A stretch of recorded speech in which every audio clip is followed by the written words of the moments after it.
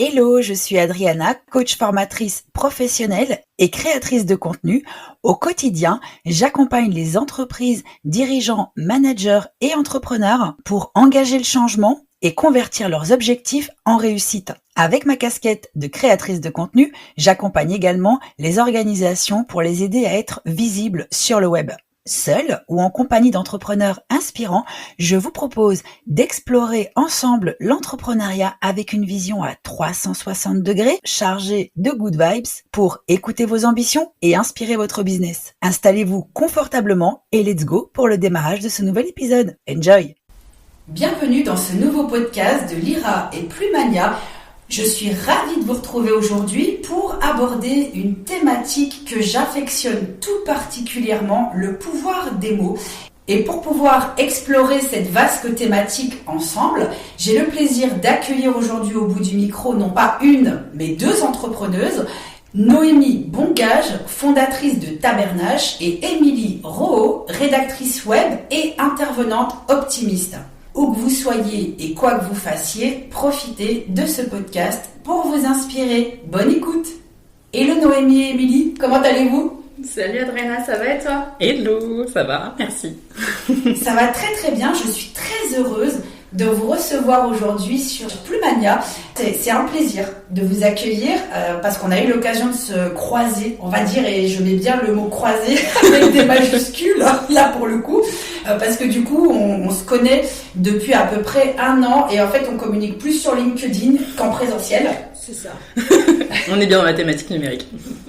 Et c'est pour ça que je suis très très heureuse aujourd'hui de pouvoir être avec vous pour partager aux auditeurs de Lyra et Plumania vos inspirations, déjà avant toute chose votre parcours, pour qu'on puisse savoir qui vous êtes, qu'est-ce qui vous inspire et ce que représente pour vous le pouvoir des mots. Parce que ce sont 4 mots, déjà eux-mêmes énigmatiques, et ils peuvent être interprétés de plein de façons différentes. Et on est bien curieux de savoir ce que ça représente pour vous.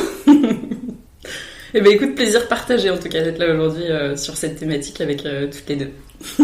Avant de rentrer dans le vif du sujet, ce que je vous propose, c'est de nous parler un peu de vous. Quel a été votre parcours professionnel si vous le souhaitez ?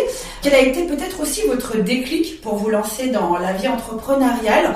Dites-nous tout. Merci déjà de nous accueillir pour cet épisode. Alors pour me présenter brièvement et succinctement, du coup j'ai travaillé au sein de BGE en Eure-et-Loire et en Picardie pour accompagner des entrepreneurs sur l'émergence d'idées et le développement d'activités. Et en fait, il y a un sujet qui m'est tombé dessus comme ça par hasard, qui sont les biodéchets. Sujet vaste et passionnant. Et en fait, j'ai rejoint Morgane des Compagnons du Compost. Donc je suis à la fois salariée dans cette activité et aussi du coup indépendante avec Tabernache pour poursuivre finalement 2 choses qui m'animent tout particulièrement, qui sont le compost, parce que c'est magnifique de pouvoir faire de la terre avec des déchets, enfin, je trouve ça merveilleux, et de poursuivre aussi cet accompagnement auprès d'entrepreneurs pour les aider finalement à déployer leur activité, se décentrer et recentrer aussi de la communication. Je pense qu'on va reparler de la communication de façon générale, mais de pouvoir prendre de la hauteur pour y aller de façon plus directe et plus efficace. Merci beaucoup Noémie. Et toi, Émilie ? Alors moi, pour mon parcours, j'ai... pareil, je vais choisir l'option résumé. J'ai été pendant 8 ans dans le secteur de l'intérim, donc avec des missions principalement RH et commerciales, hyper enrichissant, avec par contre énormément d'échanges et d'interactions humaines. Ce qui m'a fait un petit peu le déclic en fait sur l'aspect entrepreneuriat et à la fois communication, c'est que je sais que j'avais pas mal de demandes de mes collègues. Est-ce que tu peux relire le mail de tel client, tel dossier, etc. Je me disais, il y a peut-être quelque chose à creuser sur l'aspect reformulation de demande, etc.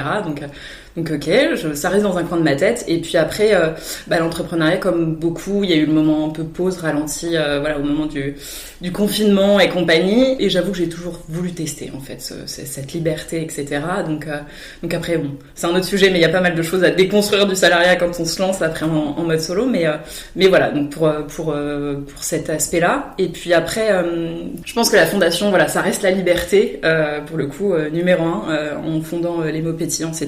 c'était vraiment comment dire, cette liberté de choisir avec qui tu travailles, sur quelle thématique, comment t'organises tes journées. Bon, au bout de 3 ans, c'est pas non plus encore l'organisation optimale, mais voilà, ça reste un test H24. Donc vraiment, ouais, cette fondation en fait de liberté, et puis après, tout cet aspect bienveillance, respect, et puis l'entièreté, je pense beaucoup. C'est voilà, je sais qu'aujourd'hui, je travaille avec mes clients parce que on partage des valeurs, et puis voilà, c'est vraiment quelque chose de précieux aujourd'hui pour moi. C'est particulièrement inspirant. Et ce que je vous propose à présent, c'est de vous présenter peut-être sous forme de portrait chinois. Est-ce que vous êtes partante? Oui. Allez, go. Émilie, si tu étais une planète, laquelle serais-tu? Ça a été assez rapide pour cette question pour le coup, parce que j'ai choisi Mercure en fait. C'est un peu le symbole de la communication. Ce que j'aime bien aussi, c'est qu'on parle beaucoup, alors me lancez pas sur l'astrologie parce que c'est pas le sujet du jour, mais des planètes qui rétrogradent, et donc Mercure en mode communication, il y a des communications un peu plus brouillées, un peu plus floues, etc. Et donc c'est vraiment en dents de scie sur cet aspect-là. On sait que c'est pas toujours fluide, et donc ça me parle beaucoup parce qu'après faut revenir à l'intérieur, etc. Donc ouais, je reste sur Mercure pour le coup. Ok. Et Noémie, quelle planète serais-tu? Alors moi j'ai mis le soleil, mais du coup en y repensant je me dis est-ce que c'est véritablement une planète ou pas? Donc gros doute, Madame Planète, on est ok ou pas? On va dire que oui, on va pas aller dans le détail. Ok, d'accord, donc c'est peut-être pas forcément le même, mais en tout cas j'ai particulièrement pensé au soleil parce que pour moi ça représente la partie, la lumière et la luminosité. C'est aussi gage d'optimisme, pardon. Aujourd'hui il fait un peu gris, et finalement j'arrive toujours à me dire que quand il fait gris comme ça, le soleil est toujours derrière les nuages, donc c'est que voilà.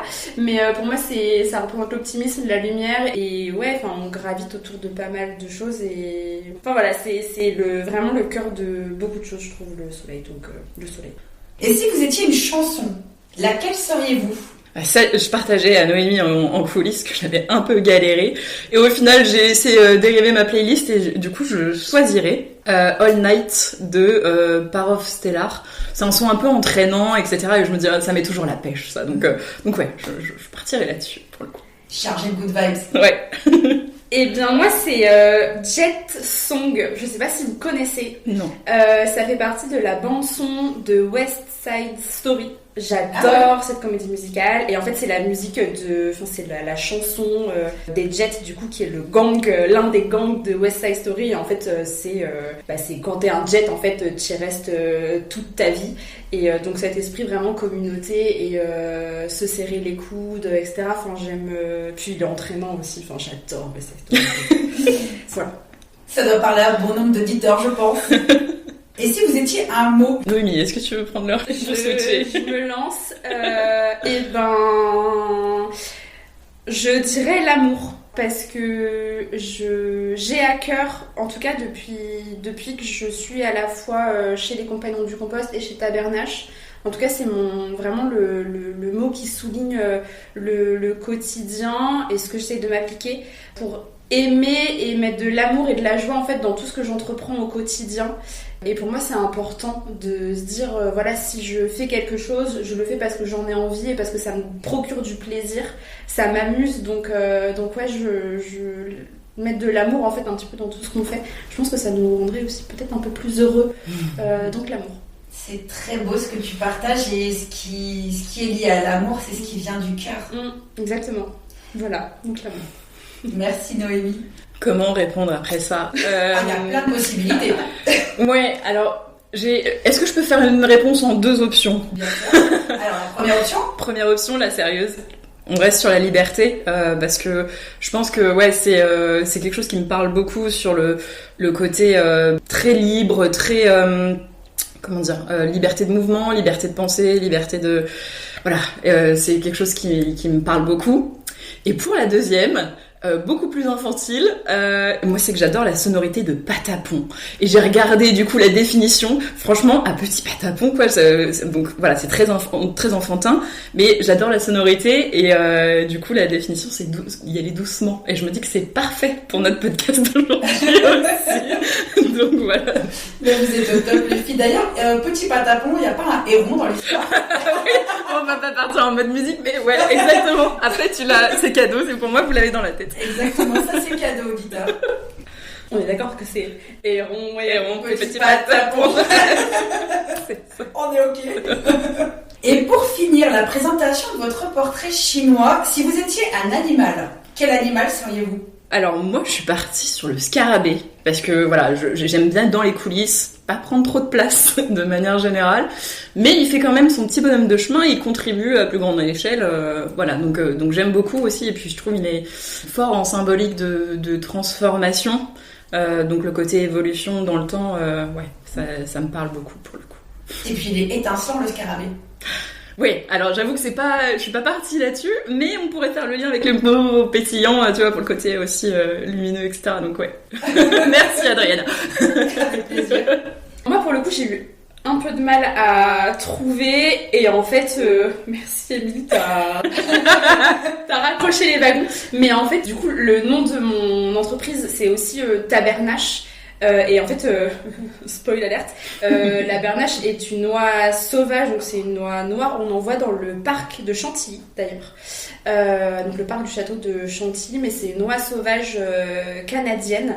C'est notamment ces oies qu'on représente qui volent quand elles migrent en V en fait. Donc la bernache, essentiellement, voilà, en lien avec le nom. Et parce qu'en fait, quand on a trouvé aussi le nom de Tabernache, donc j'ai fait ça en collectif, la définition, enfin la caractéristique de l'animal, c'était qui ramène avec tact vers l'objectif initial. Et c'est vrai que c'est pas déconnant avec ma personnalité de dire bon alors qu'est-ce qu'on disait. Continuons pour accrocher les wagons. D'ailleurs, juste pour peut-être la petite précision géographique, le château de Chantilly situé dans l'Oise. Exactement. Je n'ai pas fait le guide touristique, mais oui, effectivement, château de Chantilly situé dans l'Oise. Donc, si ça vous intéresse, auditeurs, de voir des bernaches en live, on peut en trouver à Chantilly. Pas moi. La pépite à la fin, si vous étiez un super pouvoir. Pour rester dans la thématique, mais s'excentrer un petit peu, je dirais la communication animale. C'est quelque chose qui m'a toujours parlé. Pour la petite anecdote, j'ai même fait un stage donc bon, faut y croire, voilà, de façon un peu plus, moins cartésienne, on va dire. Mais ouais, ça lie le côté de passion, donc les animaux, la biodiversité, le côté nature, avec la communication. Voilà, j'avoue que j'en rêve pour le coup depuis gosse. Pour moi, alors j'hésitais avec le pouvoir de voler, etc. Et en étant beaucoup plus terre à terre, un truc que j'adorerais faire, c'est pouvoir éradiquer la peur. Parce que pour moi, c'est un truc qui nous paralyse énormément et qui nous fait perdre notre âme d'enfant. Donc ouais, pouvoir balayer en fait toutes les peurs qu'on peut avoir qui sont pour la plupart infondées. Donc ouais, retirer toutes les peurs qui nous freinent à entreprendre, à vivre nos rêves, etc. Ne serait-ce qu'à se mettre à courir et chanter sous la pluie par la peur du regard des autres. C'est déjà énorme d'en avoir conscience. Ouais. Et je vous remercie pour tout ce que vous venez de nous partager. Je pense qu'auditeurs, vous en savez beaucoup plus à présent sur vos portraits, Noémie et Émilie. Et pour rentrer dans le vif du sujet, c'est quoi le pouvoir des mots ? Je n'ai pas du tout fait d'études en neurosciences, il n'y a rien de... En tout cas, je ne vais sortir aucune source là-dessus, mais en tout cas, je sais que ça marche pour moi. Je ne sais pas si vous êtes déjà réveillé le matin, enfin ça normalement si, tous les jours, mais le premier message ou la première chose que vous vous dites le matin en vous réveillant, généralement ça drive votre journée. Est-ce que vous êtes déjà réveillé le matin en vous disant oh, je suis crevée, j'ai pas envie aujourd'hui, et en fait toute la journée se déroule mal, alors que et d'autres journées où vous dites ah ouais il fait beau, ça va être trop bien aujourd'hui, on va passer une super journée, et en fait vous êtes au taquet toute la journée, mais en fait juste ça, pour moi le pouvoir des mots en fait ça conditionne notre cerveau, notre façon d'agir, notre façon de percevoir les choses et de les accueillir aussi, qui peuvent passer du simple au double en fonction de la première chose qu'on se dit le matin ou la première chose qu'on va dire à quelqu'un d'autre aussi. Ça fait vraiment la différence sur comment on aborde notre journée. Donc juste ça, je trouve que ça a un pouvoir énorme, ça nous conditionne pour ce qui va se passer dans les heures, mois, années, etc. À venir. Au-delà de ça, pour la petite anecdote, un matin j'accueille un entrepreneur que j'avais en rendez-vous. Je la vois dans la salle d'attente et en fait la première chose que je lui dis, allez, ça va être une bonne journée, vous voulez un café et tout. Et en fait, donc je lui sers son café et on se pose dans le bureau. Elle me dit, mais vous m'avez dit que ça allait être une bonne journée là, qu'en fait je suis à plat, mais du coup là j'ai juste envie qu'on avance, enfin ça lui a redonné une impulsion en fait dans sa journée qui à mon avis n'avait pas forcément très bien commencé, et juste ça, donc ça nous conditionne, enfin ça permet de faire avancer et de faire bouger les lignes en fait aussi chez les autres, et ça c'est valable dans son quotidien mais aussi dans son entreprise. Chez les Compagnons du Compost, du coup, on a 2 missions: travailler sur la réduction du gaspillage alimentaire et le compostage des restes. On a travaillé sur notre pitch d'entreprise, et au début, on était on veut lutter contre le gaspillage alimentaire. Alors ouais, déjà, quand tu lutter contre quelque chose, t'es un peu en mode combat, un peu agressif, etc. Et du coup, en retravaillant le discours, est-ce qu'on veut réduire le gaspillage alimentaire ? Ouais, là on est dans une démarche où on va aller chercher la pente descendante du volume, donc vraiment drastiquement réduire. Est-ce qu'on veut limiter le gaspillage alimentaire ? Limiter, on est plus dans, voilà, on est à un certain niveau, on veut pas aller au-dessus, donc on met en place des choses pour que ça reste en fait à ce niveau-là. Donc en fait, on avait finalement 3 choix de mots qui mettent en perspective quelque chose et une dynamique d'entreprise totalement différente. Soit on est en mode très militant, on va lutter contre vous pour réduire le gaspillage alimentaire, etc. Et du coup, c'est peut-être moins inclusif, ça donne moins envie à nos clients. Quand on est dans une limite, voilà, on est là, c'est bien, ça reste, mais on sait pas trop ce qu'on va faire pour vraiment avoir une action qui va avoir un impact. Que réduire, finalement, on se met dans une dynamique on va établir des plans d'action pour faire en sorte de diminuer le volume qu'on peut avoir dans l'entreprise. Et donc, en fonction du mot qu'on va employer, ça va aussi introduire une dynamique complète dans l'entreprise. Et c'est là où on pourrait faire le lien avec la perception, quand on a quelqu'un en face de soi. Ah bah complètement. Le fameux « Ah bah non, ce n'est pas possible de faire ça » ou « C'est impossible », tu le vis pas pareil. Enfin, c'est impossible, non, c'est bon, c'est mort, ok, je repars, ou voilà, c'est pas possible, t'as toujours un peu moyen de négocier, et donc forcément dans ta relation à l'autre, tu vas instaurer quelque chose de différent. Il y a un truc que j'aime particulièrement aussi lié aux mots. Est-ce que vous connaissez la chanson Sweet Dream de Eurythmics ? Ouais. Bien sûr que oui. Tu danses dessus. Oui. Ouais. Tu prends exactement la même chanson chantée par Marilyn Manson. Ah, je la connais, la version, elle est pas du tout pareille, elle est plus hard. C'est pas la même vibe. C'est exactement les mêmes paroles, le même message, et en fait, en fonction de ce que tu dis, enfin, tu prends un même discours, tu prends une même chanson, n'importe quoi, en fonction de la personne qui la chante et de ce qu'elle incarne de façon générale, c'est pas du tout perçu pareil. Je mets au défi de danser sur la version de Marilyn Manson. C'est faut le vouloir. Je pense qu'il y en a qui en sont capables, mais il faut vraiment le vouloir. Mais enfin voilà, il y a un vrai sujet au-delà des mots. Et d'ailleurs, quand on parle de pitch aussi, alors j'ai plus les pourcentages malgré tout. Les mots ont leur importance, mais sur ce qu'on retient du message, je crois que c'est moins de 10% d'un pitch en fait. Ce qui va retenir d'ailleurs, c'est la gestuelle, c'est l'intonation aussi qu'on met dans chaque mot. D'ailleurs, je pense que ça va te parler, mais en espagnol aussi, il y a beaucoup d'intonation, c'est une langue qui est très chantée. Ça permet de mettre du rythme et en fait d'accentuer sur certains mots. Et oui, et là le mot qui me vient, c'est olé. Olé. Ça avance quoi. Exactement. Et d'ailleurs, il n'y aurait peut-être pas un lien non plus avec l'intention qu'on y met. Quand on passe un message ou quand on fait un pitch, d'ailleurs ça donne des sueurs froides à énormément de personnes dès qu'il y a le mot pitch qui vient. Je pense que prendre la parole aussi au bout d'un micro pour un podcast, ça fait peur. mais oui, mais parce qu'on met sur la parole en public, tout à l'heure je parlais de peur. Je pense qu'on a une peur énorme sur... En fait, on projette, on pense que les personnes qu'on a en face de nous savent ce qu'on va dire. Alors qu'en fait, pas du tout. Et donc, on se dit, ah ouais, mais si j'oublie de dire ça et ça, en fait, je vais passer pour quelqu'un de pas pro, enfin, j'aurais pas passé l'ensemble de mon message, etc. Alors qu'en fait, les personnes en face, elles ont des fois des attentes, mais elles savent pas exactement ce qu'on va dire. Enfin, d'ailleurs, là, les personnes qui nous écoutent ne savent pas ce que je vais dire dans 2 minutes, et moi non plus d'ailleurs. Mais en tout cas, on a cette crainte du jugement de l'autre, alors que l'autre ne sait pas ce qu'on va dire.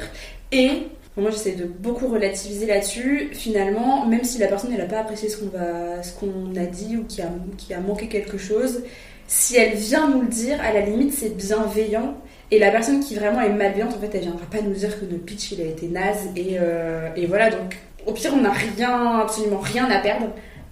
Soit on se plante et on aura une personne ultra bienveillante qui va nous dire « Ah, t'aurais peut-être pu faire comme ça, là, c'était intéressant ce que t'as dit, etc. etc. » Et l'autre personne qui aura pas du tout accroché, en fait, elle aura pas accroché, elle va continuer de marcher, et puis voilà, quoi. Ce qui est important aussi, enfin en tout cas pour moi, c'est aussi de se dire, enfin de réussir à se protéger quand on sent qu'on n'est pas totalement ok, et notamment sur la communication, notamment sur la partie communication.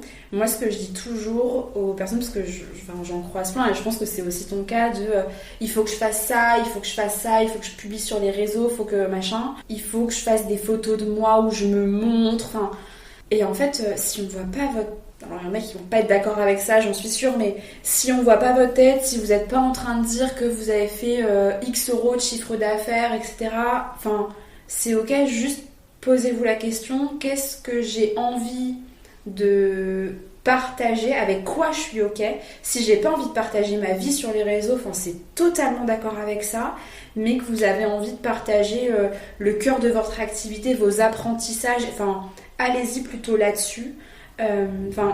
Se poser la question pour être d'accord quand on n'est pas totalement en confiance en soi et qu'on a peur du jugement, c'est quels sont les éléments sur lesquels moi je me sens en sécurité à partager. Et après ça, faut aussi se préparer sur si on a une personne qui est pas d'accord, à accepter aussi, et du coup à se dire si c'est constructif ou pas. Si c'est pas constructif, à un moment faut passer ça. Mais là après c'est un bonhomme de chemin aussi à faire pour être prêt à faire ça. Merci beaucoup pour toutes ces pépites que tu viens de nous partager. Avec plaisir. Émilie, pourquoi le choix des mots est important dans la communication digitale d'une entreprise selon toi ? Alors, déjà sur le côté canal digital, bien sûr que le côté visuel, graphique, et je salue les amis graphistes dans la salle, mais va avoir son importance. Mais je pense que les mots, c'est central parce que si on ne parle pas de ce qu'on fait, si on ne parle pas du message qu'on veut partager, etc., comment on peut connecter avec notre cible, nos auditeurs, nos lecteurs, donc je pense que c'est central en ça. Les mots, c'est une place tellement importante. Je crois que, j'ai plus les chiffres en tête, mais pratiquement toutes nos décisions d'achat sont guidées par les émotions. Et du coup, en ça, je trouve que le pouvoir des mots a une place, plus que centrale en fait, parce que il peut être source d'émotions, de réactions en fait chez la personne qui nous lit. L'identification aussi, moi je sais que ce qui me parle beaucoup déjà en tant que lectrice pour le coup, c'est de ressentir des émotions. Tant mieux si elles sont positives pour le coup, mais ça peut être aussi en réaction ou quelque chose qu'on cherche à produire chez notre lecteur, que ce soit de la surprise, de la peur, de la colère pour se bouger, pour aller faire une action, etc. Donc préférence pour les leviers plutôt positifs. C'est vraiment, je trouve, un déclencheur sur ça et l'identification aussi. Parce qu'au final, même si on fait une com digitale très travaillée, etc., on est une entreprise. Souvent, quand je partage, je donne des cours aussi à l'UIT, en plus à Creil, à côté, et je fais le test avec les classes, les élèves, et je dis, il y a l'entreprise A qui a telle communication, on est les meilleurs, je grossis les traits, bien sûr. L'entreprise B qui dit, là, on s'est planté à tel démarrage, on a eu tel couac, etc., mais voilà comment on a rebondi, un peu les bases du storytelling, etc., souvent, il y a quand même 90% de la classe qui opte pour moi je suis plus sensible à la communication B. Et on est un peu dans cette ère-là, de toute façon, ces derniers temps, et je pense qu'on se détend, et c'est très bien d'être un peu plus vulnérable, un peu plus authentique, en tout cas plus sincère, sur notre com, parce que à la fin, on est tous des êtres humains avec des peurs, des galères, des envies, des rêves. Et ouais, je pense qu'en ça, les mots réveillent ce côté-là, en fait, chez les gens. Est-ce que ça ne serait pas peut-être également la capacité à être plus résilient ? Alors bien sûr, et je trouve que là du coup on reboucle un peu la boucle avec ce que tu disais Noémie, c'est en fait autant sur ce qu'on va dire à l'extérieur que notre discours intérieur, ça va changer énormément de choses en termes de perception.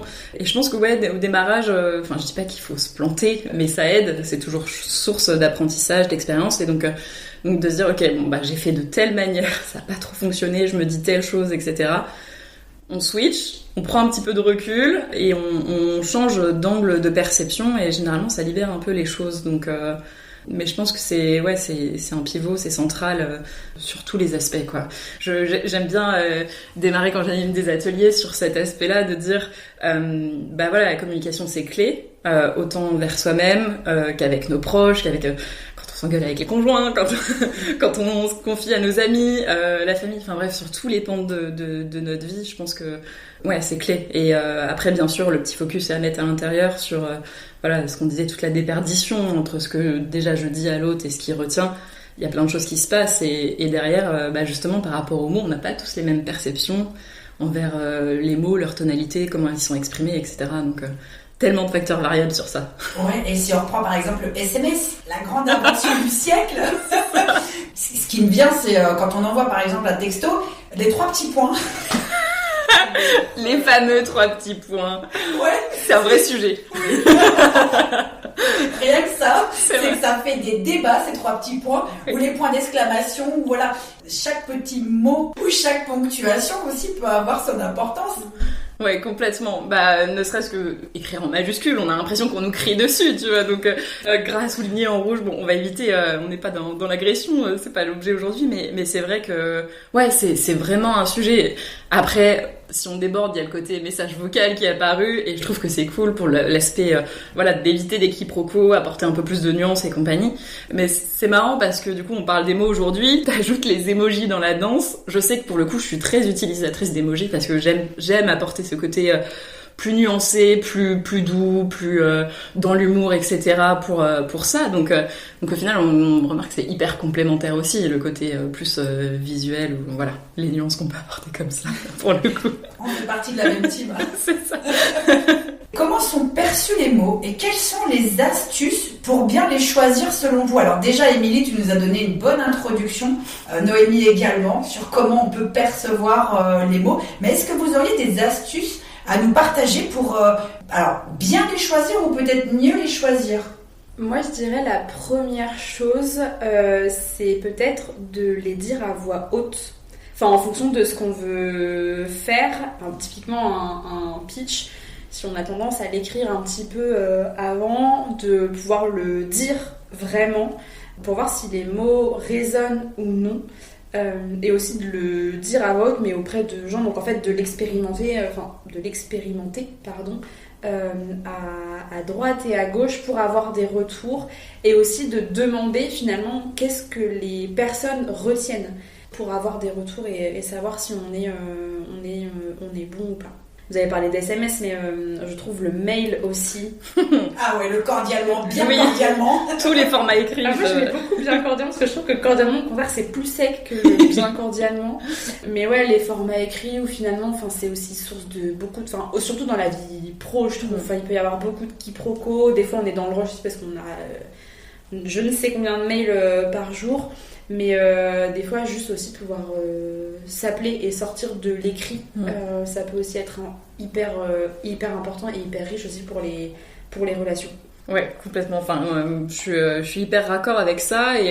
Et après, moi, c'est aussi l'exercice qui me parle quand c'est comme ça, pour me dire, ok, est-ce que j'ai bien choisi mes mots ? Est-ce que je suis raccord avec ça ? C'est comment je me sens. Comment je me sens quand je le lis, quand j'en parle, est-ce que vraiment tout est aligné en fait, ou est-ce que je me dis ça évoque pas 100% ce que j'aimerais dire, c'est pas super fidèle, et donc dans ce cas-là s'accorder aussi le fait qu'il y ait une version B, C, D, et comme tu disais justement pour le fameux pitch, se questionner un peu en termes de ressenti, ok, comment je me sens avec mon discours aujourd'hui, est-ce que ça exprime toutes les facettes que j'ai envie de partager, ou sinon compléter, modifier, etc. voilà, la fameuse agilité et on ajuste avec ça. C'est déjà peut-être un avant-goût de l'action dans le pouvoir des mots. Sur comment les choisir, etc. Et puis, ouais, après, je pense qu'il y en a 1000 des exercices ou des façons de réajuster son discours. Mais ouais, je pense que ça en est une bonne petite entrée en matière. Je vais refaire le lien avec le mail aussi, mais par exemple, des fois dans les mails, les call to action, dans les fameux mails, les inscriptions, etc. Moi, je vois une vraie différence entre inscription, le gros bouton inscription, et le je m'inscris.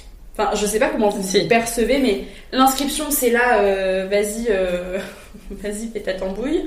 Et le je m'inscris, c'est je clique parce que je vais m'inscrire. Enfin, il y a cet engagement. Voilà, il y a cet engagement de je me mets en action pour faire ce truc-là.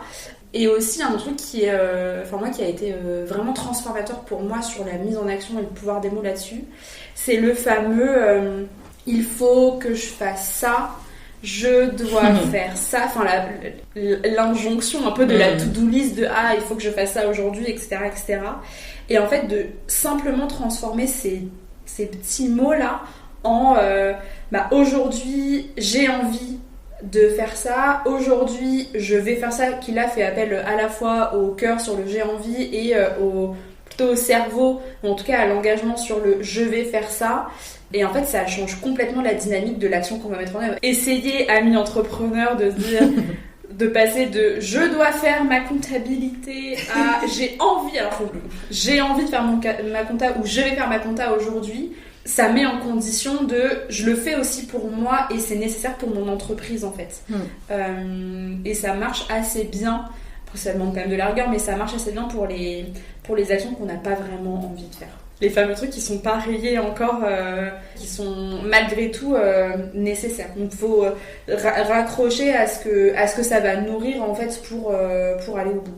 Enfin, je suis complètement d'accord et ça illustre juste de quel espace ça part. Est-ce que je suis dans le mode contrainte et du coup, comme tu le dis, en fait, on va pas avoir de ressources, peut-être forcément, en tout cas la disposition est pas du tout la même que de partir sur de là à passer sur une passion folle sur la comptabilité. On peut utiliser plusieurs degrés, mais en tout cas ouais, de switcher ça, j'avoue c'est un point sur lequel moi j'ai fait attention grâce à l'entrepreneuriat en fait, sur le quand on parle de discours intérieur, c'est ok les perceptions qu'on a de soi, mais c'est aussi justement tout après les mises en question de comment je vais m'y prendre, le passage à l'action, etc. Et ça change tout, clairement, sur ça. Après, si en plus on peut supprimer des choses, tant mieux, sur le côté organisationnel, sur ce qui ne doit pas être obligatoire de faire, mine de rien, mais complètement, cette différence, elle est assez importante, je trouve, dans la disposition après dans laquelle on se trouve. À présent, si on devait peut-être faire un condensé de toutes ces très riches informations que vous nous avez partagées, de la perception à l'action, qu'est-ce qu'on pourrait, entre guillemets, retenir? De tourner 7 fois la langue dans sa bouche avant de parler. Ah, c'est sympa. Et de peut-être conscientiser ce qu'on se dit au quotidien. En fait, je suis fatiguée, j'ai pas envie, le fameux j'ai mal à la tête, enfin toutes ces choses qu'on finit par dire qui sont un état. Alors, je dis pas que quand on a mal à la tête, il faut pas le prendre en considération parce que ça peut aussi être un red flag sur ralenti. Il y a un problème peut-être. Voilà, ralenti. Mais en tout cas, le fait de dire je suis fatiguée, ou même je sais pas, avant une prise de parole en public par exemple, de dire je suis pas capable, etc. En fait ça te conditionne sur comment tu vas appréhender ce truc là.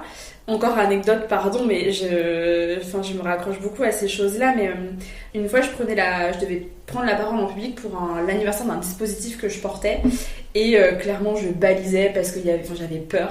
Clairement j'avais peur. Et c'est ok. parce qu'il y avait des financeurs, j'attendais une 50aine de personnes. Responsable de l'époque, si elle nous écoute, coucou Sophie, qui me met à l'écart en fait, et elle me dit ok, mets-toi en position de Wonder Woman. Donc tu te mets comme ça là, respire à fond et réfléchis à une situation dans laquelle tu étais en position de réussite, en fait, où tu étais fière de toi. Et donc je respire, machin. Et quels sont les... Alors je sais plus si elle avait dit un adjectif ou 2 ou 3, je sais plus. Mais en fait, si t'avais 3 mots en fait, qui décrivent cette situation, ce serait lesquels? Et répète-les toi, comment t'étais à ce moment-là. Et en fait, du coup, je suis revenue dans la salle et du coup, j'étais à bloc, quoi, parce que j'avais ces mots-là dans ma tête et pas j'ai peur et si j'oublie de dire ça et si j'oublie ça et ça et ça. J'étais vraiment conditionnée pour faire cette présentation. Enfin, pour moi, en tout cas, c'est vraiment de peut-être conscientiser ce qu'on se dit au quotidien pour pouvoir se mettre en action derrière plus facilement, en tout cas. Je pense qu'aussi, en parallèle de l'aspect conscientiser, il y a aussi se connaître, en fait. Parce que, mine de rien, c'est rare, mais je sais qu'il y en a certains qui sont assez réceptifs, parfois au discours un peu de violence intérieure, en mode ah bah non, je suis pas capable, faut que je leur prouve, etc. On est dans un registre complètement différent. Je pense que toutes les trois, on a ce côté plus sensibilité bienveillante qui va beaucoup plus nous parler, mais je sais que j'en connais qui sont hyper sensibles au driver, un peu plus la combativité, quoi. Donc ouais, je dirais aussi de bien se connaître sur ça. Et si on pourrait après résumer sur tout ça, quand on parle de bienveillance envers soi-même, avec les autres, etc., du coup, bienveillance aussi envers les mots et y mettre le petit coup de projecteur du coup sur cet aspect-là, pour ajouter une petite note de douceur. Donc ça voudrait dire aussi, par exemple, de passer des majuscules aux minuscules et limiter les points d'exclamation. Et les 3 petits points. Mais oui, mais tu mets un petit emoji sympa, voilà. Un cœur derrière, ça passe. Sans le petit émoticône furieux du coup. Voilà, c'est ça. L'émoticône avec la petite tête d'ange, il est sympa aussi. Hein. Oui. Moi, je le trouve mesquin. Ah tu vois, moi c'est le clin d'œil. Ouais. Le clin d'œil. Il est à revers, cet emoji-là. Faut vraiment qu'il y ait le contexte, etc. Mais moi, j'avoue, en plus, pour reprendre l'exemple du mail, généralement, je prends plus ou moins de temps pour la rédaction de mes mails parce qu'ils sont bien nuancés avec des petits emojis et compagnie. Après, chacun a sa sensibilité aussi sur le langage. Ils vont aller à l'essentiel et un mail et ça passe très bien. Mais voilà, je pense que c'est propre à chacun. J'ai une question. Oui. Justement, sur l'utilisation des emojis. Oui. Enfin, dans le cadre à la limite... Dans le cadre de newsletters, par exemple, ou même de publications sur les réseaux, quels qu'ils soient, j'ai aucun souci avec ça. En revanche, dans le cadre de mails pro avec un client, et là je parle plutôt sur la casquette compagnon du compost, parce que quand t'es sur le volet accompagnement d'entrepreneur ou même et aussi communication, dans ma tête, c'est moins gênant. Mais dans le cadre d'une relation client où t'es pas du tout dans la sphère communication, graphisme, enfin un truc plutôt pratico-pratique, quoi, comment tu gères l'émoticône? Est-ce que tu te permets l'émoticône cœur-cœur? Enfin, je pousse le trait, mais tu vois, comment tu... Parce qu'au même titre que les mots, enfin, ça peut être à double tranchant, l'émoticône... Oui, après je pense qu'il y a plusieurs degrés, tu vois, au tout démarrage d'une relation pro. Je pense que pour parler du coup sur mon cas, c'est beaucoup plus sobre. Après, c'est selon les affinités, tu vois, il y a des personnes qui vont rester dans le très formel, etc. Généralement, en plus, je collabore avec des clients qui ont plus ou moins les mêmes valeurs humaines, donc on va vite sur certaines affinités. Et donc, j'avoue, les emojis se démocratisent rapidement dans mes mails. Après, ouais, c'est un juste dosage, je pense. On revient à la perception, quoi. Ok, est-ce que c'est pas trop chargé? On reste quand même dans le pro, mais voilà. Et toi, Adriana, pour le coup, comment tu... Pour le coup, en fait, c'est un peu comme dans une recette où quand on prépare un plat, ça peut être une bolo ou n'importe quoi, si on met du sel, mais par contre, il faut savoir jusqu'à quel point on va saler le plat. Et parfois, moi, ça m'arrive très fréquemment. Hein. Bon, alors, les premiers échanges, j'évite les émoticônes, mais en tout cas, celui que j'ai du mal à balayer, c'est le soleil. Souvent, quand je souhaite une belle et agréable journée, je mets un soleil. Des fois, j'ai le réflexe de regarder la tête et je me dis, mais en fait, le temps, il est pourri. Mais t'en rajoutes grâce à ton mail. Et voilà, j'ajoute en fait cette petite touche de soleil et je me dis, bon, c'est ok, j'assume. J'avoue, je partage, je fais pareil. Le soleil, moi, je mets le tonnerre. Pour les nerfs. L'éclair. Ce que je vous propose à présent, c'est de nous partager ce que l'IRA représente pour vous. Moi, je dirais que c'est mon backup. Enfin, c'est vraiment le côté soutien. Ce qui est top, c'est que, en fait, déjà dans l'ADN, c'est souvent des personnes bienveillantes qu'on rencontre qui sont entrepreneur aussi, et donc ce n'est pas un mythe, la solitude de l'entrepreneur. Après, chacun a sa relation avec la solitude, mais j'avoue que quand on est en tout cas solopreneur pour le coup, moi je sais que c'est des parenthèses où je vais connecter avec des gens qui sont bienveillants, qui partagent aussi des galères, et donc on peut échanger sans fioriture, même si de base c'est toujours source de relations pro, hein, bien sûr, ça peut créer des opportunités, des rencontres, des partenariats, etc. Mais ce que j'aime vraiment beaucoup, c'est que c'est sincère, et je dirais même qu'on se montre un peu tous vulnérables en fait sur les questions qui se passent et qui sont les événements qui sont organisés en fonction de ça. Donc je remercie Clément au passage pour ça. Mais ouais, c'est vraiment cet aspect dans l'ADN de Lyra, moi, qui me plaît beaucoup.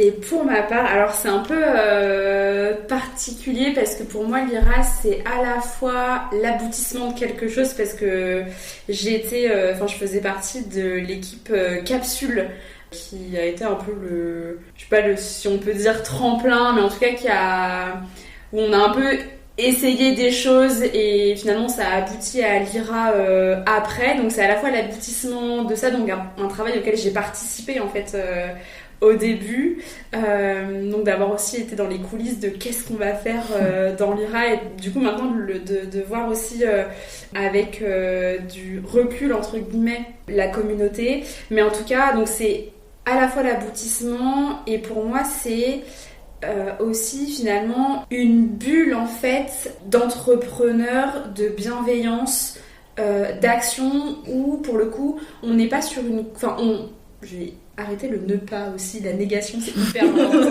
par des mots.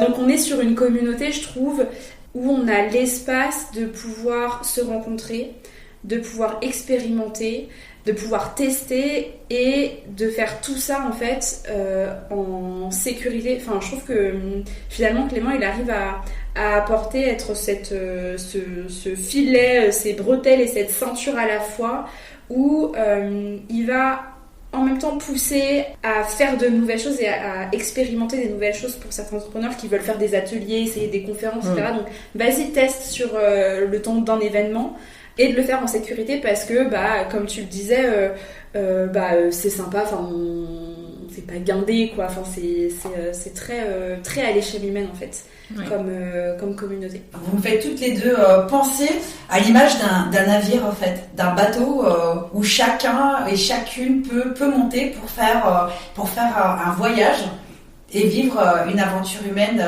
riche.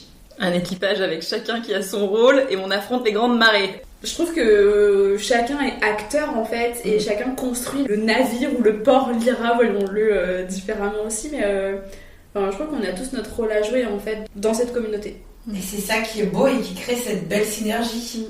Exactement. Je vous remercie beaucoup pour tout ce que vous nous partagez et ce que je souhaitais vous demander à présent pour les auditeurs qui nous écoutent et qui souhaiteraient vous contacter. Comment est-ce qu'on peut vous joindre ? Site internet, réseaux sociaux, pour le coup, en étant dans la com digitale, je pense que, voilà. Mais envoyez-moi un courrier. J'aime beaucoup. Non, j'aime beaucoup parce que du coup, ça va complètement à l'encontre et on y retrouve un peu de réel. Mais c'est chouette. Pour la petite anecdote, j'avoue, j'aime toujours en fin d'année faire la petite carte, qui accompagne la petite attention pour les clients.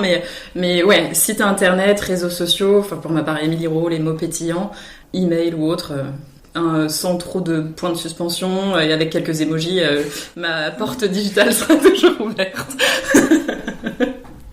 Pour ma part, réseaux sociaux, essentiellement LinkedIn, je suis plus active sur LinkedIn.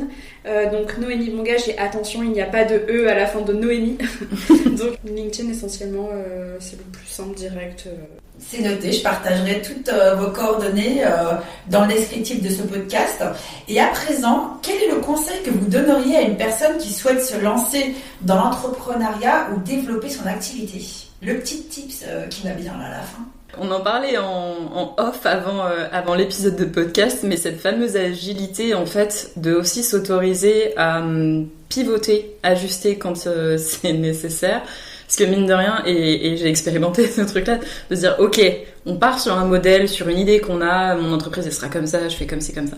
Et puis la vie, elle te dit, bah non, en fait, c'est pas comme ça que ça va se passer, en tout cas pas forcément. Et c'est d'accepter parfois de changer de plan, de switcher, et puis même ne serait-ce que de faire un point avec soi-même. Et j'avais une période, par exemple, où j'étais énormément dans les injonctions. Ah, je vais faire un point en fin de semaine, un point. C'est très bien, ça ajoute de la structure, mais derrière, ouais, c'est peut-être la méthode qui fonctionne, qui est communiquée beaucoup sur les réseaux en ce moment, c'est pas forcément ce qui s'adapte à toi. Donc d'accepter de relâcher, bon, il y a eu beaucoup de relâchement sur le côté orga, donc je réinjecte ça aujourd'hui.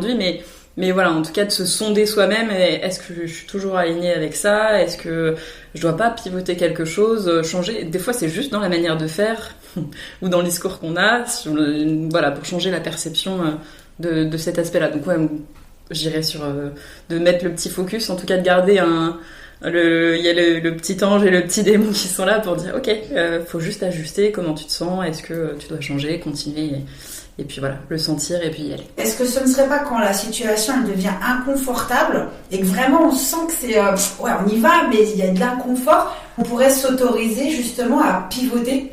Ouais, complètement. Alors après, je pense qu'il y a aussi différentes nuances dans le côté inconfort. Est-ce que c'est de l'inconfort parce que, en fait, ça part d'un espace où j'ai pas du tout envie et je me force à le faire? Ou est-ce que c'est de l'inconfort parce que, bah, on sort un peu des sentiers battus et fameuse zone de confort, tout ce qui est connu, ça va bien, mais dès qu'il y a de la nouveauté, voilà. Et c'est là où l'IRA intervient pour le côté, oui. on le fait, mais en mode plus sécuritaire, on sait qu'il y a du soutien et voilà. Mais ouais, je pense que du coup il y a des degrés à voir et se dire comment je me sens. Est-ce que c'est vraiment juste une question de danger et notre petit cerveau qui est là en mode on appuie sur le frein, ou est-ce que voilà, faut switcher complètement notre cap. Et c'est ok, c'est pas forcément un échec. Pour le coup, c'est toujours ce fameux cheminement et d'expérience, quoi. Un apprentissage. Et pour toi, Noémie?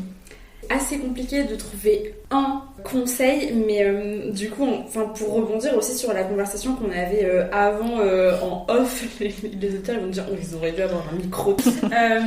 Mais effectivement, on a parlé d'agilité, de rebond à droite et à gauche. On a aussi parlé de solitude, effectivement, de l'entrepreneur. Je pense qu'il n'y a pas une seule façon d'entreprendre, et ça c'est important de l'avoir en tête. On parle souvent d'adversité, de solitude, etc. Et en fait moi je me rends compte que ce que j'essaie d'aller chercher à la fois avec Tabernache et à la fois avec les compagnons du compost, clairement c'est la collaboration et la coopération. Tu parlais de pouvoir t'entourer aussi, pouvoir déléguer certaines choses, et en fait ne serait-ce que de pouvoir construire en fait des propositions d'accompagnement, de projets, et d'avoir toujours quelqu'un en feedback en fait sur lequel s'appuyer. Pour moi c'est aussi essentiel, donc de prendre de la hauteur et se dire est-ce que je me lance véritablement tout seul, est-ce que j'intègre une communauté, est-ce que j'intègre peut-être une entreprise déjà existante pour favoriser le développement, enfin comment je veux faire les choses. Donc pour moi se poser la question de comment on a envie d'entreprendre. Et j'ai échangé aussi avec une entrepreneur qui me disait mais moi, je sais pas ce que c'est être entrepreneur, je me sens pas entrepreneur, quoi. En fait, on est tout le temps en train d'entreprendre. Entreprendre, c'est se mettre en marche pour faire quelque chose. Donc même si il y a une journée où t'as pas envie d'y aller et que tu fais l'effort de sortir de ton lit, je vais aller à l'extrême, mais ne serait-ce que d'aller prendre une douche, t'as entrepris le fait d'aller prendre une douche. Donc je vais peut-être un peu loin, mais on est tous en capacité d'entreprendre tout ce qu'on souhaite. La seule question à se poser, je pense, c'est comment on a envie de le faire. Et le fameux passage à l'action. Une fois qu'on a trouvé de comment on a envie de le faire, ça match, quoi. On met un pied devant l'autre et y aller petit pas par petit pas aussi. Et d'ailleurs, c'est un joli retour à soi aussi, à un moment donné. Toujours.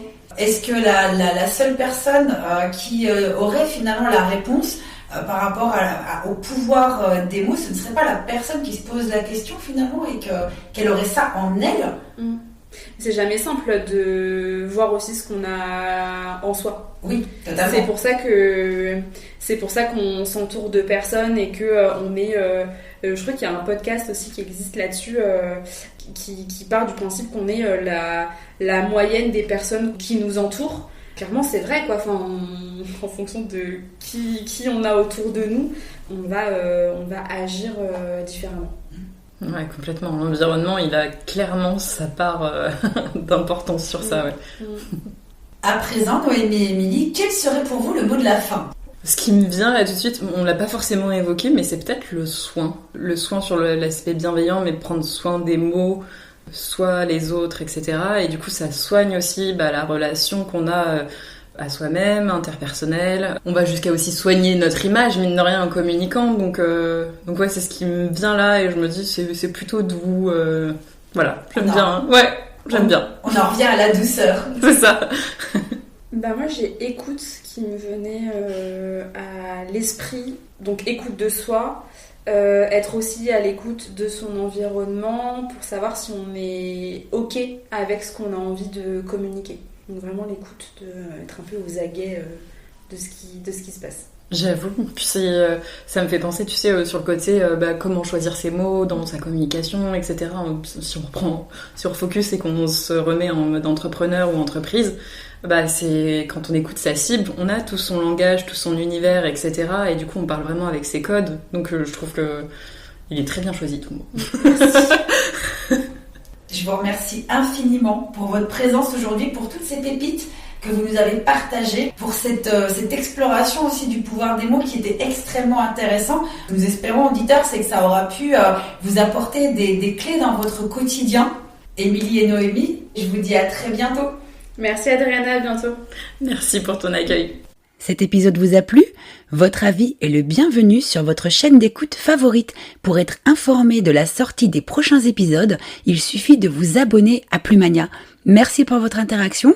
Où que vous soyez et quoi que vous fassiez, je vous souhaite une très belle journée ou soirée. À très bientôt.